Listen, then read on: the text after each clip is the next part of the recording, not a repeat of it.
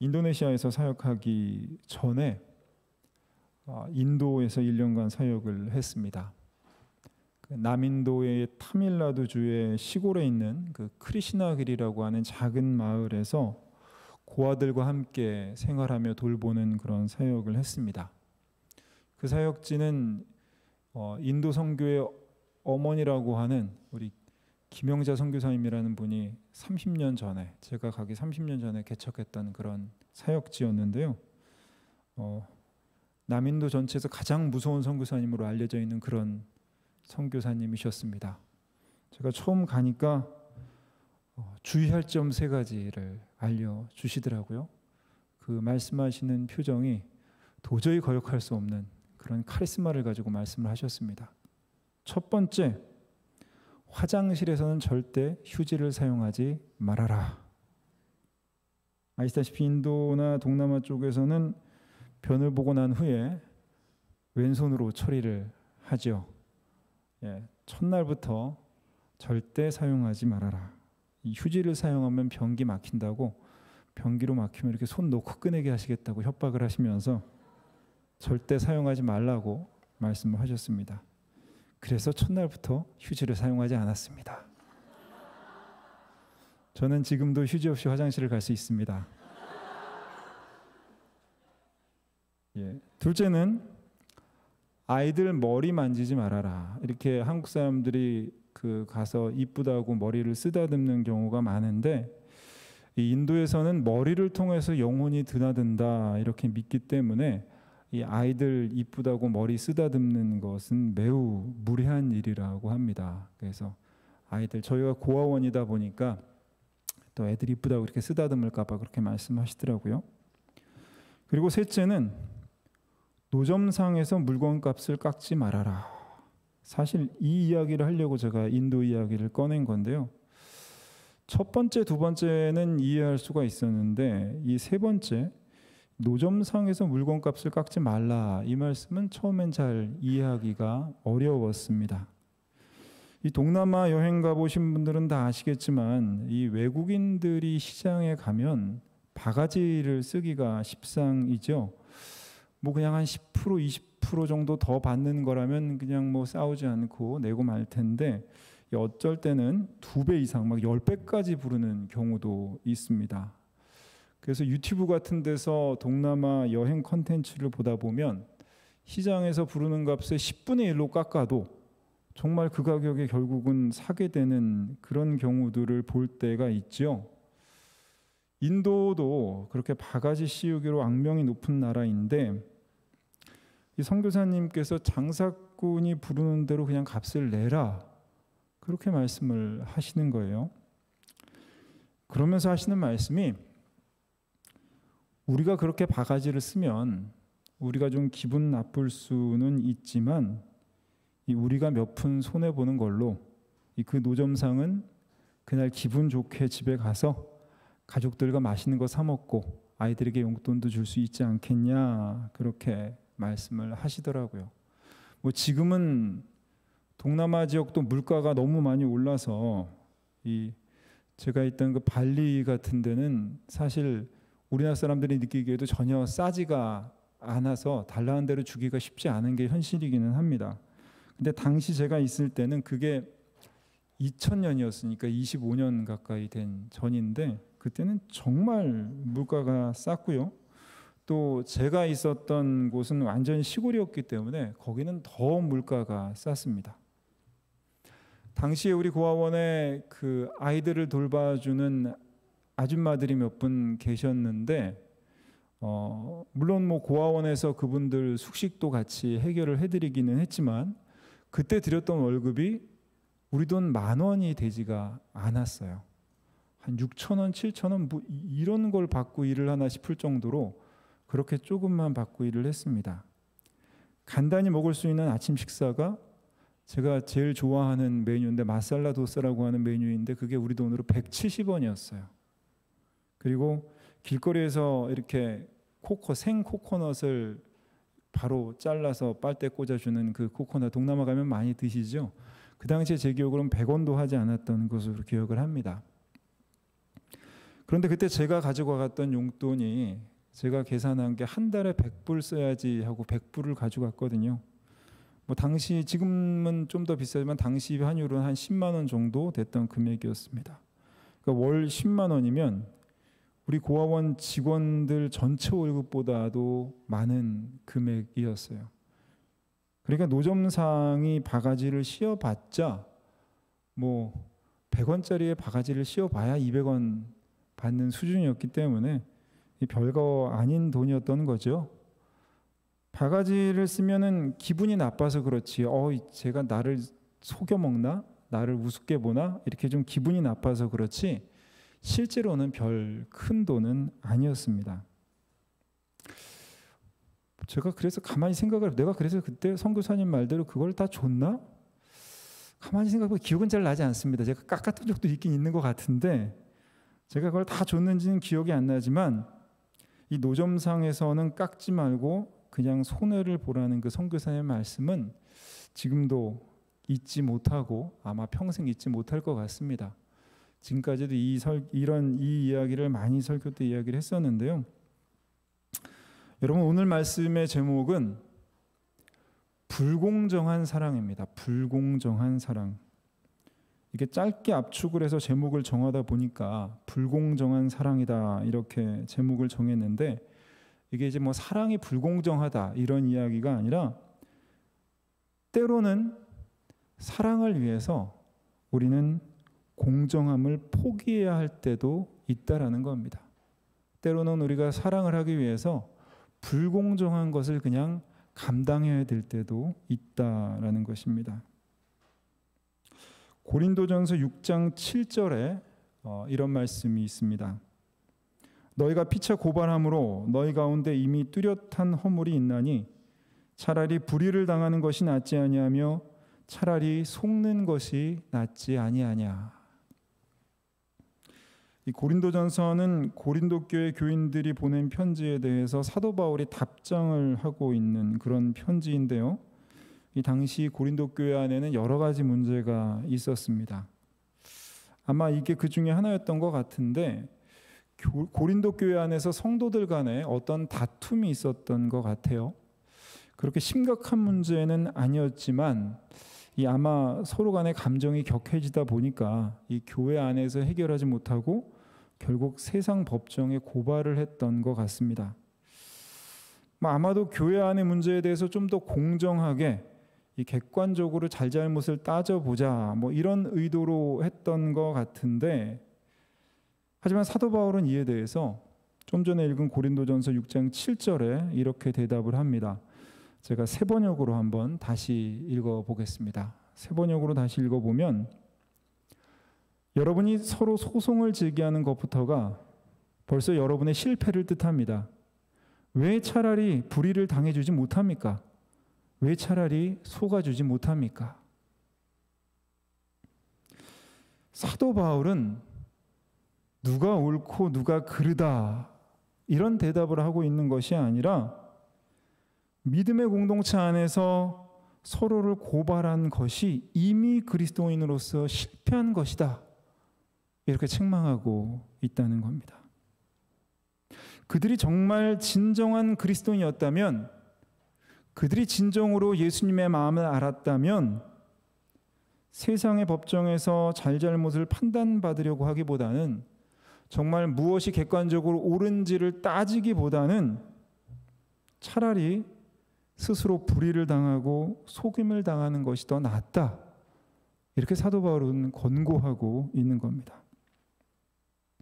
물론 이것이 살인이나 폭행 같은 중범죄에 의한 거였다면 이 세상 법원에서 심판을 받아야겠죠. 하지만 믿음의 공동체 안에 일어난 사소한 다툼이라면 잘잘못을 따지기에 앞서서 공동체를 위해서, 그리고 서로를 위해서 공정한 대우, 공정한 판단을 받고 싶은 마음을 조금만 내려놓고 그냥 내가 좀 손해를 보는 것이 성숙한 신앙인의 자세라고 하는 겁니다. 내가 그냥 져주는 것이 그야말로 예수님이 보여주신 모범이라고 사도 바울은 이야기하고 있는 겁니다. 우리가 함께 읽은 오늘 본문 마태복음 5장 38절에서 42절은 예수님의 산상설교의 일부이죠. 산상설교 부분 중에서도 가장 동의하기 어렵고 실천하기 어려운 부분입니다. 오늘 보면 38절에 눈은 눈으로 이는 이로 갚으라는 것을 너희가 들었으나 이렇게 말씀하고 있는데요. 이 말씀은 이 구약의 율법을 인용한 이야기이죠. 출애굽기 21장 24절에 나오는 말씀입니다. 눈은 눈으로 이는 이로. 이런 법을 보통 탈리오의 법칙이라고 얘기를 하는데 동일한 것, 같은 종류 이런 뜻을 가진 라틴어 탈리스에서 유래한 말이라고 합니다. 이걸 또 이제 한자어로 얘기하면 동해보복법이라고 하는데 이 피해자가 입은 피해와 같은 손해를 가해자에게 가한다라고 하는 법칙이죠. 이와 비슷한 원칙은 이스라엘뿐만 아니라 고대 민족들의 공통적인 법칙이었고요. 또 함무라비 법전에도 등장하는 내용이라고 합니다. 그런데 우리가 이 말씀을 읽으면서 눈은 눈으로 이는 이로 갚으라는 이 말씀을 읽으면서 우리가 반드시 알아야 할 것이 이 법칙은 일반적으로 사사로운 개인관계에서 적용되었던 것이 아니라 주로 신체를 상해했을 경우를 다루는 그런 법적인 재판에서 적용되었다라는 겁니다. 누가 한 대 널 때리면 너도 한 대 때려도 돼.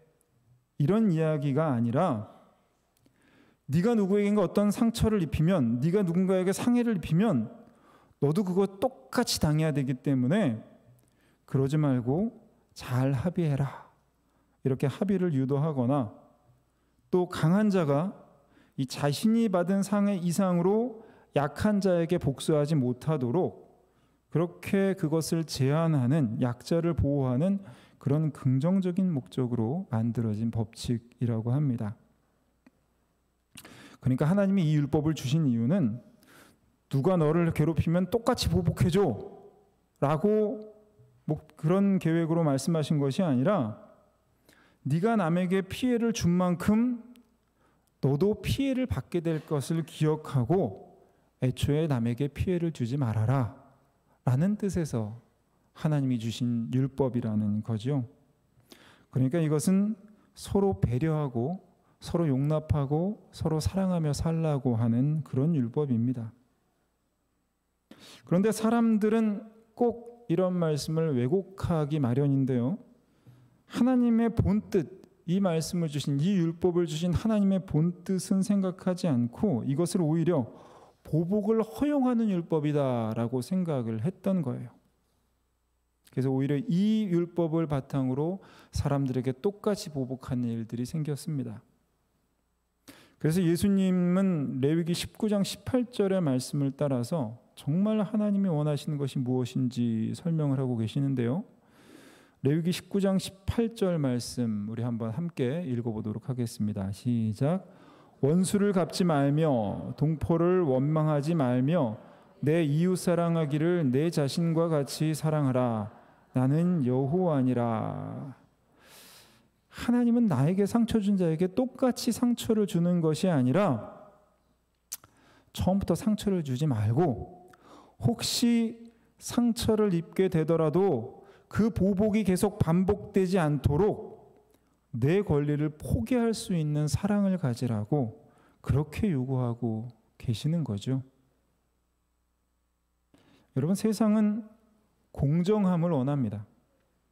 이 많은 사람들이 불의와 불공정을 타파하기 위해서 애쓰고 있고 또 구약의 예언자들도 공법이 물같이 정의가 하수같이 흐르는 세상을 만들라 이렇게 선포하고 있는데요.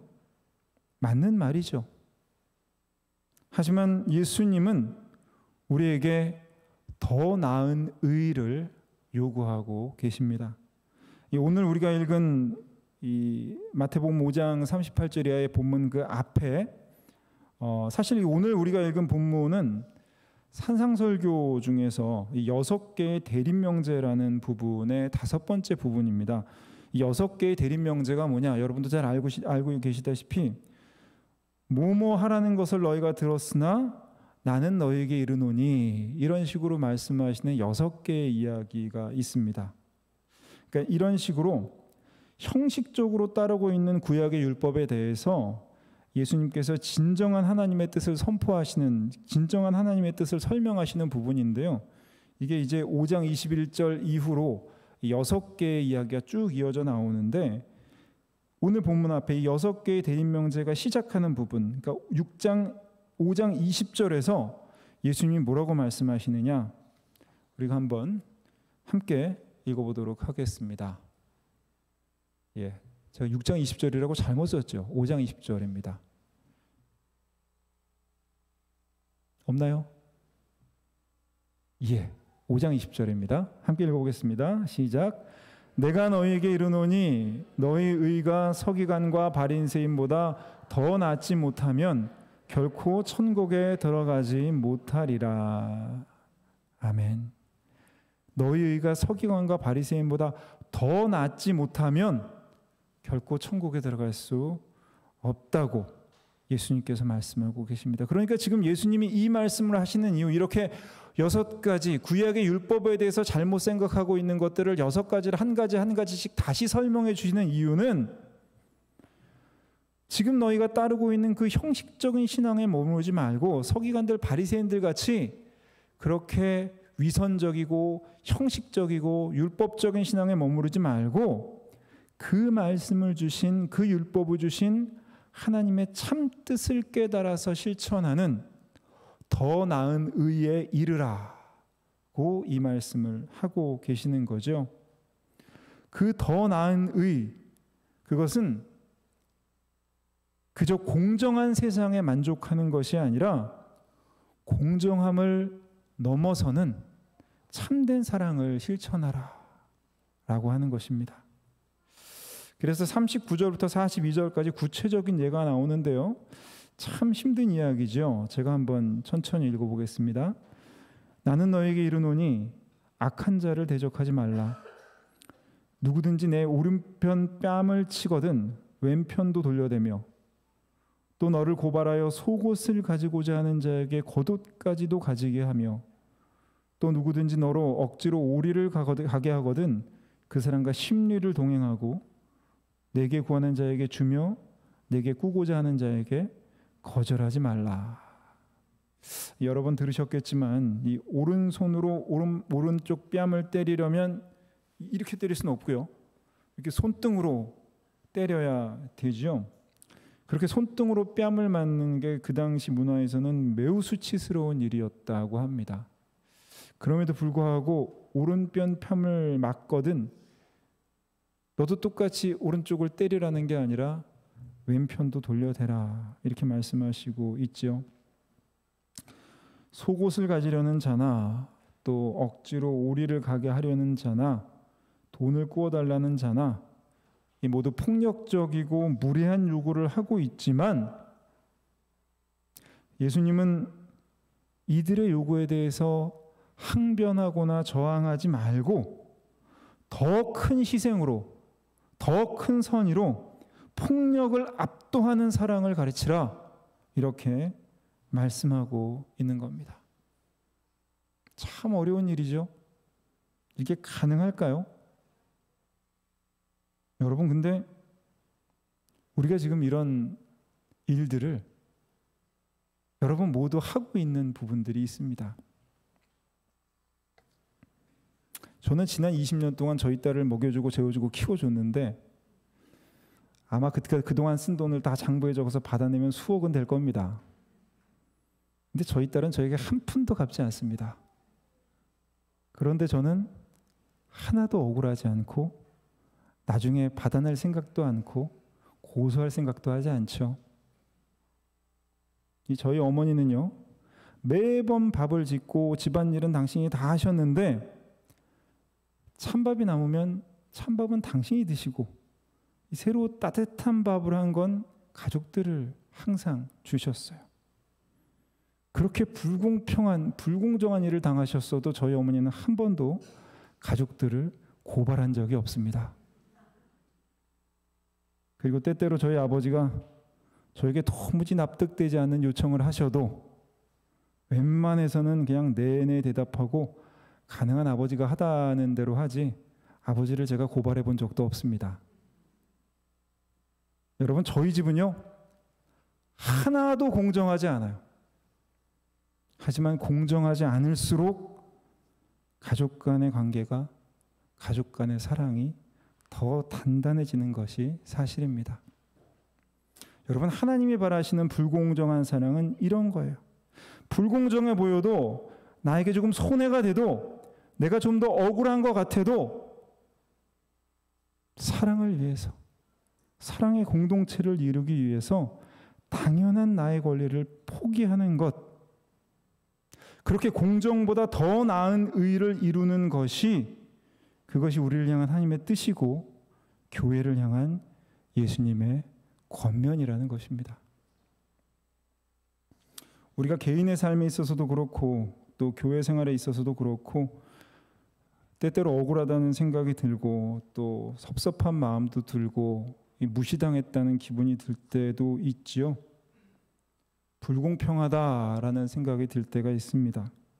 여러분, 하지만 그것이 사랑을 이루는 일이라면, 그것이 사랑의 공동체를 이루는 일이라면 손해를 기꺼이 받아들이고 배려하고 용납하고 조금 더 포기하고 내가 먼저 섬기는 것이, 그것이 하나님의 나라를 살아가는 하나님의 백성들이 따라야 될 삶의 원칙이고요. 예수님이 보여주신 더 나은 의를 이루어가는 삶의 방식이라는 겁니다. 물론 무조건 불공정한 것을 용납하라는 것은 아닙니다. 불의한 자들이 불법을 행하고 있는데 그런 것을 용납하는 것은 불의에 동조하는 것일 뿐이죠. 불공정을 기꺼이 감당하는 것이 사랑을 이루고 선한 열매를 이룰 때, 그것이 공동체를 세우는 일이 될 때, 그때 감당해야 되는 거지, 이 불법을 행하는 강자 앞에 고개를 숙이는 것은 비굴한 일일 뿐이고 오히려 이들과는 싸워야 되는 겁니다. 그런데 정작 우리는 거꾸로 할 때가 많이 있죠.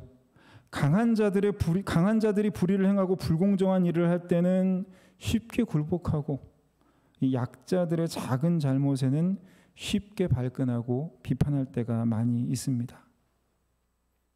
여러분, 하지만 예수님의 삶은 그것과 반대였죠.